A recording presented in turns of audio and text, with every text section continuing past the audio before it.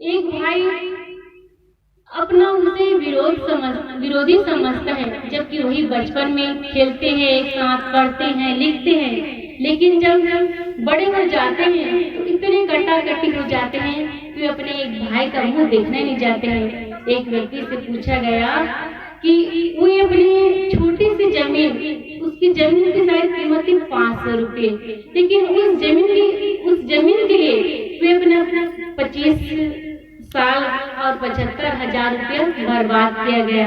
जब उनसे पूछा गया कि भैया आपने इतना समय और इतना पैसा क्यों बर्बाद किया, तो उन्होंने बड़े रोष से कहा, साहब ये जमीन की लड़ाई नहीं है बल्कि बात की लड़ाई है। आज हम देखते हैं लोग जो है बात की लड़ाई में अपना अमूल्य समय, अपना अमूल्य जीवन और अपने जीवन के महत्व को नहीं समझ पाते हैं। सद्गुरु कबीर साहब जी कहते हैं, दिख स्वार्थ झूठा अहंकार, अर्थात झूठे अहंकार के कारण अपना आदमी जो है अपना अमूल्य समय, अपना अमूल्य जीवन सब कुछ बर्बाद कर देता है। उसे चाहिए कि अपने जीवन के महत्व को समझे, लेकिन अहंकार के कारण, दुर्बुद्धि के कारण अपने आप को जान नहीं पाता, समझ नहीं पाता, इसलिए अपने जीवन को नरक बना देता है। अपना तो जीवन नरक बनाता है, अपने परिवार वालों का, अपने समाज का, अपने देश का भी वे नहीं सोचते कि मैं क्या कर रहा हूँ, बल्कि चाहिए कि अपने जीवन को सुंदर बनाए, क्योंकि हम मानव जीवन हमें अमूल्य से मिलता है, बहुत भाग्य से मिलता है, लेकिन हम उसके महत्व को नहीं जान पाते। अपने झूठे अहंकार के कारण हम अपने जीवन को बर्बाद कर देते हैं। सद्गुरु कबीर साहब जी कहते हैं कि दुर्बुद्धि के दूर करो, अर्थात हमारे अंदर जो भी दुर्बुद्धि है, बुराइयां है, हम उनका त्याग करें और अपने जीवन को अच्छा बनाएं। दूसरी बात में कहते हैं, अच्छा जन्म बनाओ। जीवन को अच्छा बनाना क्या है? कुछ लोग यही सोचते हैं कि जिनके पास अधिक धन है, दौलत है, पद है, प्रतिष्ठा है, एयर कंडीशन गाड़ी है, एयर कंडीशन मकान है, यही इसी से जीवन अच्छा है। ये तो हमारे मनुष्य जीवन के उत्तम जीवन के भौतिक अंग है। इससे हमारा जीवन अच्छा नहीं बनता, बल्कि हमारा जीवन अच्छा कब बनेगा? जब हमारा मन निर्मल एवं निष्पाप होगा। हमारे जीवन में यदि बुराइयां है, कमजोरियां है, तो हम उसमें खुश नहीं रह सकते। आज हम देखते हैं जो बड़े बड़े विद्वान हैं, पद है, प्रतिष्ठा वाले हैं, वे भी दुखी हैं। क्यों? क्योंकि उनका जीवन निर्मल नहीं है। यदि अपने जीवन को समझदारी पूर्वक जीवन बिताते हैं तो उनका जीवन अच्छा बन जाएगा। लेकिन आज हम देखते हैं मनुष्य जो है भोजन बनाने की कला जान लेता है, भजन गाने की कला जान लेता है, मोटर गाड़ी बनाने की कला जान लेता है, सड़क निर्माण करने की कला जान लेता है, धातु बनाने की कला जान लेता है, धन कमाने की कला जानता है, लेकिन अपने जीवन को कैसे बनाना है इसकी कला नहीं जानता है। इसी कारण अपने जीवन को दुखमय कर लेता है। मनुष्य ये नहीं सोचता कि मुझे ये जीवन मिला हुआ है तो केवल खाने और कमाने के लिए नहीं मिला है, बल्कि इसका हम जीवन में सही उपयोग करें, तब हमारा जीवन अच्छा बनेगा। यदि हम अपने जीवन के महत्व को जानेंगे, समझेंगे, तभी हम अपने जीवन को अच्छा बना पाएंगे। एक बार क्या हुआ, संत रविंद्रनाथ टैगोर जो रात्रि के समय कविता का सृजन कर रहे थे और पीछे से एक चोर आया, डाकू आया और वो तलवार लेकर खड़ा रहा और रविंद्रनाथ टैगोर कुछ बोलते उससे पहले वहाँ जो चोर था वह कहने लगा, खबरदार हिलने की कोशिश मत करना, मैं तुम्हें मारने के लिए आया हूँ। संत रविंद्रनाथ टैगोर ने कहा, ठीक है मुझे मारना चाहते हैं, लेकिन मेरी एक निवेदन है कि मैं मरने से पहले अपनी जीवन के अंतिम कविता का सृजन कर लूं। वह व्यक्ति जो है तलवार लेकर खड़ा रहा और रविंद्रनाथ टैगोर जो है अपनी कविता का सृजन करने में इतनी तल्लीन हो गए, इतनी तन्मयता के साथ कविता का सृजन करने लगे कि उन्हें भान ही नहीं हुआ कि उनके सामने कोई जो है डाकू जो है तलवार लेकर खड़ा हुआ है। वह इतनी तल्लीनता और तन्मयता के साथ अपनी कविता का सृजन कर रहे थे। वह जो चोर था, डाकू था, वह सोचता है ये व्यक्ति कैसा अद्भुत है, जिनकी जो जीवन है जिनकी जीवन मौत के सामने खड़ी है, फिर भी इतनी तल्लीनता के साथ, इतनी तन्मयता के साथ अपनी कविता का जो है सृजन कर रहे हैं। वहाँ देखकर मुझे आश्चर्य हुआ, जिनकी जो है जीवन की डोर तलवार की नोक पर खड़ी है, फिर भी यह अद्भुत अपनी कविता का सृजन कर रहे हैं। इन्हें अपनी मौत से जरा भी घबराहट नहीं, इन्हें अपनी मौत से जरा भी डर नहीं है। वह व्यक्ति सोचता है जो व्यक्ति इतना जिंदा दिली से जीवन को जीता है, वो उसे मैं कैसे मार सकता हूँ। उनके हाथों से तलवार जो था वे गिर गए और रविंद्रनाथ के चरणों में झुक गए और कहा कि मुझे माफ कर दीजिए। जो व्यक्ति इतना जिंदा दिली से कविता का सृजन करे है, उन्हें मौत का डर नहीं, उसको मैं कैसे मार सकता हूँ। तब रविंद्रनाथ टैगोर उनको समझाया कि कहा जीने के लिए तो भोजन जरूरी है और भोजन से ज्यादा पानी जरूरी है और पानी से ज्यादा भी वायु जरूरी है, लेकिन मरने के लिए कुछ भी जरूरी नहीं है। केवल नस हट जाए या दिल की धड़कन रुक जाने मात्र से ही यह शरीर अंतिम हो जाएगा। तो वह व्यक्ति अपने जीवन के महत्व को समझा। हम सबको चाहिए कि हम अपने जीवन को अच्छा बनाएं, क्योंकि यह जीवन बहुत ही बेशकीमती है।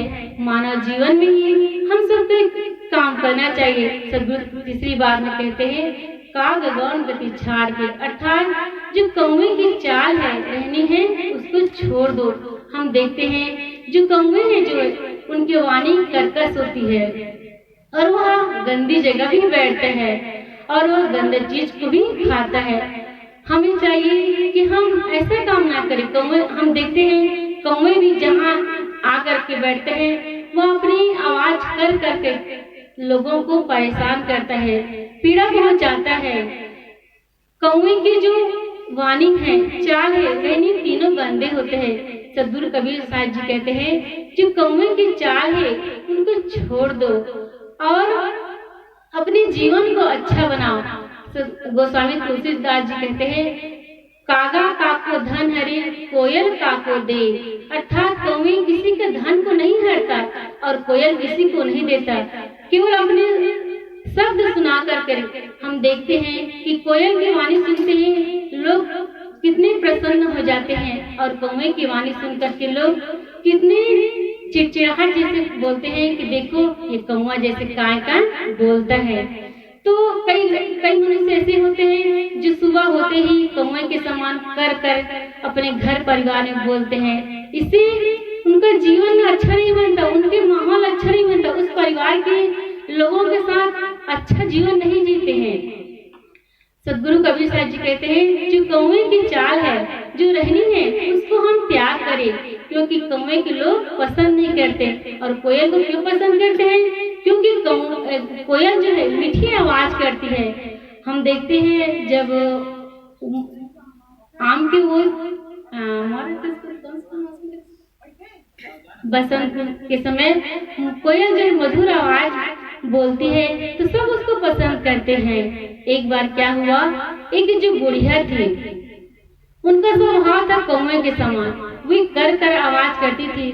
तो उनके परिवार वालों ने सोचा कि ये यहाँ बहुत चिल्लाती रहती है, बहुत झगड़ती रहती है, क्यों ना इसके लिए थोड़ा दूर में इनके लिए कोई मकान बनवा देते हैं। ऐसा सोच करके वे घर वाले मकान बनवाए। तब वो बुढ़िया, उनका तो स्वभाव था कर करना, लोगों को परेशान करना, तो वहाँ भी रही। तो वहाँ के मोहल्ला वाले भी उनसे परेशान हो गए। अब ये बुढ़िया सोचती है कि परिवार वाले मेरा निरादर किए तो किए, मेरा अपमान किए तो किए, ये मोहल्ला वाले भी मेरा अपमान करते हैं, मेरा निरादर करते हैं, क्यों ना मैं इस गांव को छोड़कर मैं दूसरे गांव चली जाऊं। ऐसा सोचकर भी दूसरे गांव चली जाती है। अब वो बुढ़िया का स्वभाव था कर करना, वो तो स्थान बदली लेकिन अपने स्वभाव को नहीं बदली। तब वहां भी गई। अब वहां के लोगों के साथ उनका झगड़ा, वहां के लोगों को भी वो परेशान करने लगी। तो गांव वाले सोचे ये बुढ़िया बहुत कर आवाज करती रहती है, इनसे क्या बोले, इनसे क्या बतियाना, इससे अच्छे इनसे दूर ही रहना है। तो बुढ़िया सोचती है कि मैं इस दूसरे गांव में आ गई, फिर भी यहाँ के लोग मेरे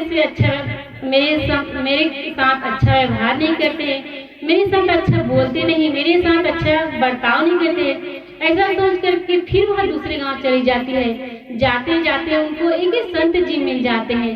तो संत जी को वो अपने दुखड़ा सुनाई, कहे कि संत जी मैं क्या करूं, मैं अपने परिवार में रहती थी तो परिवार वाले मेरा निरादर किए, मैं सोची कि परिवार वाले तो मेरा निरादर कर दिए, यदि मैं दूसरे गांव चली जाऊं तो वहां शायद मुझे सम्मान मिले, शायद वहां मेरा कोई मुझे पूछे, कोई जाने, लेकिन वहाँ के लोग भी मेरा निरादर कर दिए, इसलिए मैं इस गांव को भी छोड़कर दूसरे गांव जा रही हूँ। तब संत जी ने कहा कि माता जी आप अपना स्थान तो बदले परंतु अपना व्यवहार नहीं बदले। स्थान छोड़ने से कुछ नहीं होता, बल्कि अपना व्यवहार बदले। यदि वह बुढ़िया माता अपना व्यवहार को बदल लेती तो शायद उनके परिवार वाले लोग उनके सम्मान करके उनका आदर करते, लेकिन वो अपने स्वभाव तीखे जो मिजाज है उसको नहीं बदले, इसलिए उनको दुख उठाना पड़ा, उनको जो पीड़ा होती गई और इसी कारण वह स्थान बदलते गई। हम सबको चाहिए कि हम अपने जीवन को मधुर बनाएं, कौवा के समान काव ना करे, क्योंकि हम देखते हैं कौवा जहाँ भी बैठता है कर करके आवाज करके वहाँ के माहौल को खराब कर देता है। सदगुरु कबीर साहब जी कहते हैं हंस गवन चली आओ। क्या कह रहे हैं? हंस गवन चली आओ, अर्थात जो हंस पक्षी होता है वह नींव चीर कर वेग करता है, जैसे उसमें दूध और पानी मिला दो तो वह दूध को पी लेता है और पानी को छोड़ देता है, क्योंकि उसकी जो चोंच है उसके चोंच में एक अम्ल पदार्थ होता है जिसमें दूध और अगर पानी मिला हो तो उसको वह दूध जो है फट जाता है और वह दूध को पी लेता है और पानी को छोड़ देता है। तो सदगुरु कबीर साहब जी कहते हैं कि हमें भी हंस के समान नींव चीर का वेग करना चाहिए। हमें भी चाहिए कि बंधन क्या है, मोक्ष क्या है, कर्तव्य क्या है, अकर्तव्य क्या है, स्व क्या है, पर क्या है, इस पर हमें विवेक करना चाहिए। हमें नींव चीर के समान विवेक करना चाहिए। हमें हमारे अंदर सद्गुण, दया, क्षमा, करुणा, संतोष, परोपकार ये सब भावना होने चाहिए। और जो दुर्गुण है, दुर्मति है, जैसे कलह, झगड़ा, इन सब का हमें त्याग करना चाहिए। यदि हमारा जीवन में ऐसा रहा तो हमारा जीवन सुंदर नहीं बनेगा। हम सबको चाहिए कि हम अपने जीवन को हंस के समान, अपने जीवन को सुंदर बनाए, निर्झर का विवेक करें। स्व क्या है, पर क्या है, बंधन क्या है, मोक्ष क्या है, इसका हमें ज्ञान होना चाहिए। यदि इसका ज्ञान नहीं होगा तो हमारा जीवन सुंदर नहीं बनेगा और हमारा जीवन दुखमय हो जाएगा। हम सबको चाहिए कि हम अपने जीवन के महत्व को जाने, अपने जीवन के महत्व को समझे कि मुझे मानव जीवन क्यों मिला हुआ है, मैं इस संसार में क्यों आया हूँ। यदि हम इसको जान लेंगे तो अभी से हम अपना काम करने में डर जाएंगे, नहीं तो यही खाते पीते ऐसे ही हमारा जीवन बीत जाएगा। यदि हम इसको जान लेंगे, पहचान लेंगे तो हम अपने जीवन का कल्याण कर पाएंगे। और हमें जो संत गुरुजन समझाते हैं, बताते हैं, यदि हम उनकी वाणी को अपने जीवन में उतारे तो निश्चित ही हमारा जीवन अच्छा बन जाएगा, सुंदर बन जाएगा। सदगुरु कबीर साहब जी कहते हैं सकलो दूर मति दूर करूं, अच्छा जन्म बनाओ, का गगन गति छाड़ के हंस गवन चली आओ। सदगुरु कबीर साहब जी कहते हैं जो दुर्बुद्धि है, दुर्मति है, उसका त्याग करें और हम अपने जीवन को अच्छा बनाएं, क्योंकि आज हमें जीवन मिला हुआ है।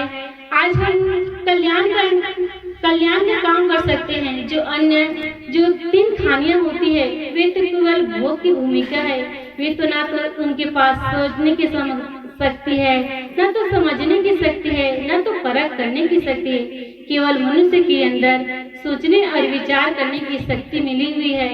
इसलिए हम अपने जीवन के महत्व को जाने, उसे समझें और संत गुरुजन जो बताए हैं उनके रास्ते पर चल करके अपने जीवन को सार्थक बनाएं। बस इन्हीं शब्दों के साथ मैं अपनी वाणी को यहीं पे विराम देती हूँ। बोलिए सदगुरु कबीर साहिब की जय, संत समाज की जय, भक्त समाज की जय।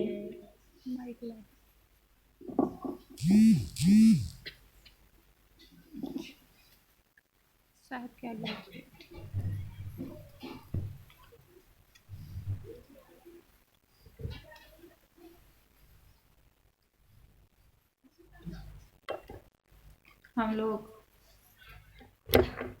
हम लोग अभी सुधा साहेब जी से बहुत ही सुंदर विचार सुने। सदगुरु कबीर साहब का सिद्धांत कितना सरल है, कितना सरल है। क्या कह रहे हैं?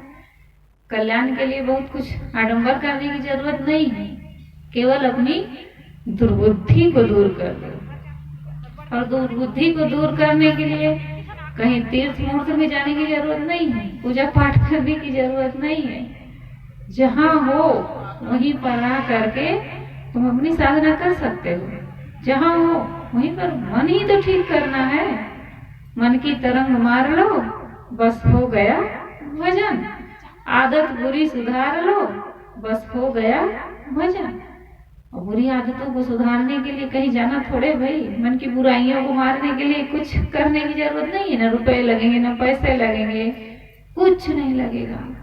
अन्य मतों में तो बताते हैं यज्ञ करो, हवन करो, नहाओ, पूजा कर लो, पाठ कर लो, तुम्हारे पाप कट जाएंगे, तुम्हारे जीवन में शांति आ जाएगी।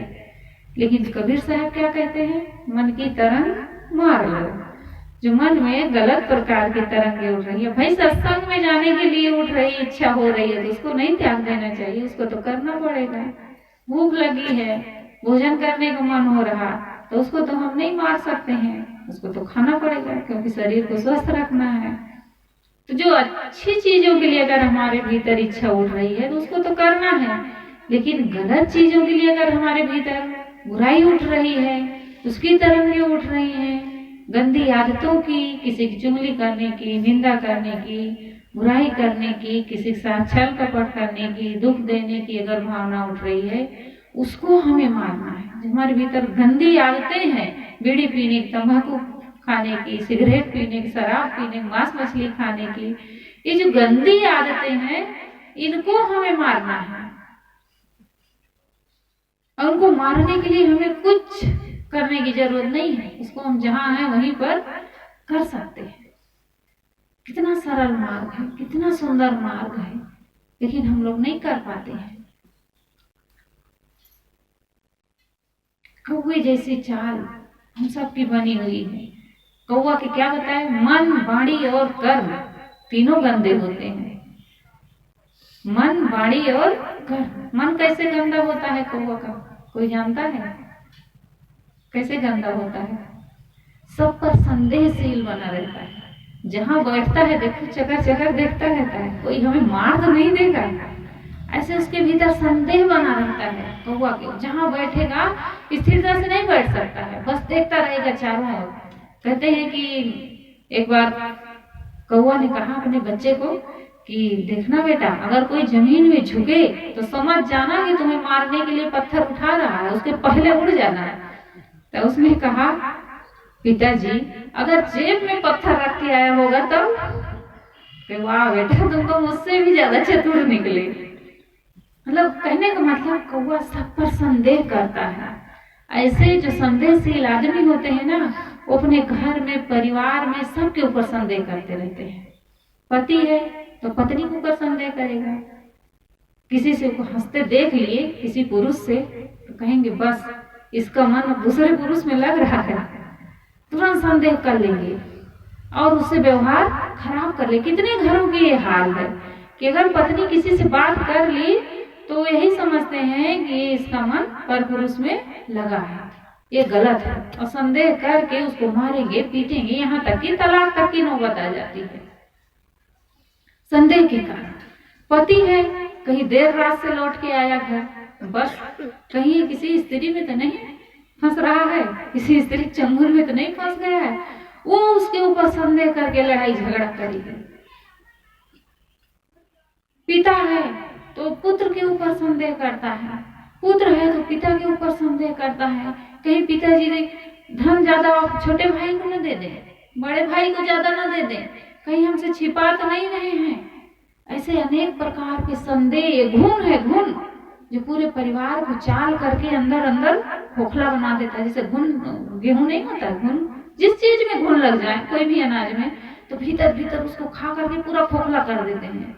ऐसे संदेह रूपी घुन है जो सबके भीतर लगा रहता है और भीतर भीतर उसको चाल करके खोखला कर देता है। घर परिवार समाज सब बर्बाद हो जाता है। कोई अभी अध्यक्ष बन गया आश्रम का तो लोग क्या सोचते हैं, वो आश्रम का ही धन खा रहे हैं, खा के पूरा बैठ जाएंगे, ऐसे संदेह करते हैं। होता है ये सब, गांव में देखा जाता है। कोई भी समाज का अध्यक्ष बना हुआ है तो उसके ऊपर संदेह करेंगे कि कहीं पूरा धन तो नहीं चौपट कर दे रहे हैं, इनके हाथ में पैसा आता है कहीं सब नहीं है, पूरा धन ले रहे हो। और क्या होता है फिर समाज में फूट पड़ती है, विवाद होता है, बिखर जाता है। ये संदेह, कौवा जैसे ये संदेहशील बने रहना बहुत गलत है हम सबके जीवन के लिए।